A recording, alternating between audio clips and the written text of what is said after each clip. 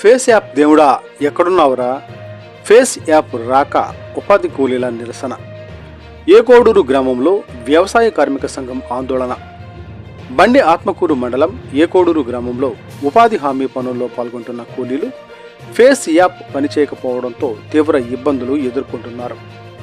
ఎండలు ఎక్కువగా ఉండడంతో ఉదయం 6 గంటలకే పని ప్రదేశాలకు చేరుకున్నప్పటికీ ఉదయం 8 గంటలైనా ఫేస్ యాప్ రాకపోవడంతో కూలీలు ఆందోళన వ్యక్తం చేశారు.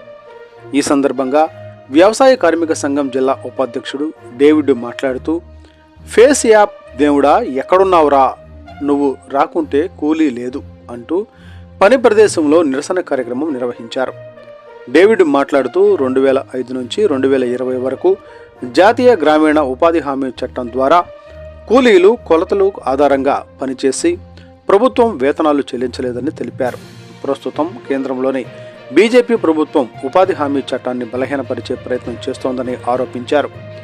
పేదలకు అన్నం పెట్టే ఉపాధి హామీ చట్టాన్ని తొలగించి కార్పొరేట్ సంస్థలు మరియు రాజకీయ నాయకులకు లాభం చేకూర్చే విధానాలను తీసుకొస్తున్నారని విమర్శించారు. నరేంద్ర మోదీ ప్రభుత్వం తీసుకొచ్చిన విబీజీ రామ్జీ బిల్లు జూన్ 1 నుంచి అమల్లోకి వస్తుందని, ఈ చట్టాన్ని ఉపాధి కూలీలు, మేటీలు, గ్రామీణ నిరుపేదలు, రైతులు, కౌలు రైతులు, కార్మికులు, మేధావులు వ్యతిరేకించాలని పిలుపునిచ్చారు. ఈ కార్యక్రమంలో శాంతయ్య, విశ్వాసమ్మ, డానియేలు, మారతమ్మ, నాగలచ్చమ్మ తదితరులు పాల్గొన్నారు. ఏమనగా ఈరోజు మేము ఉదయం 6 గంటలకు వచ్చినాము. 6 గంటలకు వచ్చినా కానీ మాకు ఫోటో యాప్ రావడం లేదు. దాన్ని వెంటనే రద్దు చేయాలా.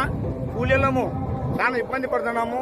ఏ కోడుల్లో ఎక్కడైనా కానీ ఫోటో యాప్ అందడం లేదు కాబట్టి ఆ ఫోటో రద్దు చేసి ప్రభుత్వం వెంటనే మనకు తెలియదు. కేంద్ర ప్రభుత్వం కూడా చాలా ప్రజలను ఇబ్బంది పెడుతుంది.